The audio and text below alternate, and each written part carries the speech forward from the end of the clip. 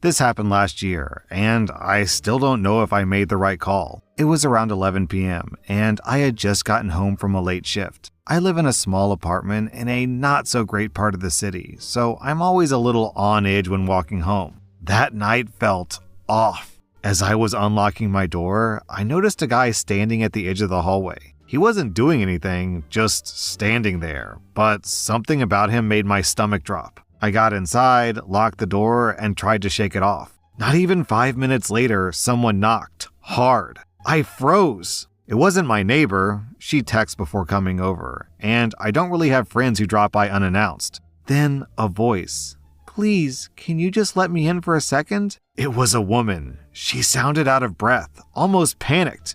I looked through the peephole, and there she was, maybe mid-20s, wide eyes, glancing down the hall like she was being followed. I know, stupid move, but I cracked the door open just a little and asked her what was going on. She whispered that there's a guy who's been following her since she left the train. She didn't know where else to go from there. That's when I realized it was the guy that I saw earlier. My heart was racing, but I stepped aside and let her in. I locked the door immediately, turned off the lights, and we just stood there in the dark, listening. A few seconds later, heavy footsteps passed my door. Slow, like someone was looking for something.